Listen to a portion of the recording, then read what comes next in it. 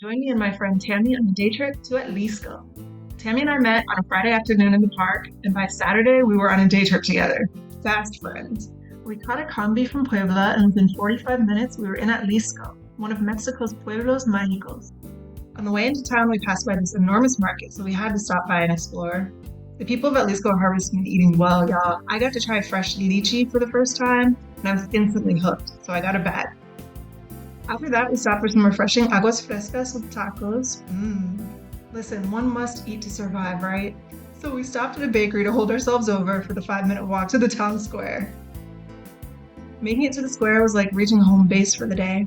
We spent a lot of time in the park, relaxing, chatting, kikiing, and taking pictures. There were vendors selling toys and snacks, lots of shade trees, and these beautifully detailed tile benches all over the park. Being in Atlixco is to be surrounded by art. It was time for another snack, so I got this maracuya shaved ice, which was so good and so fresh it even had the seeds in it. Like every Zocalo, there was a church, but there was a wedding happening, so we went to the Palacio Municipal next door instead.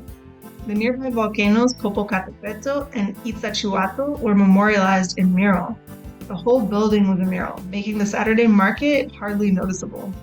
Every wall was decorated with events and stories that beautifully portrayed the culture of the town and region. The landscape, the people, the spirit of Atlixco were majestically captured in a way that radiated a sense of love, community, and pride. The art-induced feelings were strong, even for me as an outsider. Out by the church, there was yet another market, had to stop by and browse. Then we ventured away from the Zocalo to see more of the town. The word picturesque doesn't do it justice. Tammy and I decided we wanted to take the trek up to the viewpoint to enjoy the city views from above. It was wild, not even halfway through the climb, looking back down at the church we were just sitting right in front of. We saw a lot on the climb.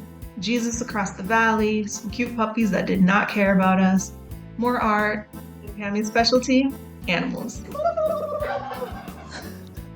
Near the top, we saw the site for the ancestral ritual ceremony of the flyers, La Ceremonia de los Voladores. Finally, we reached the viewpoint. After a long climb, the views were well worth it, and of course, so photo-worthy. The sense of peace and calm at the top of this hill was truly special. At the very, very top, there was a humbly beautiful church, and of course, Popocatépetl sat out in the distance.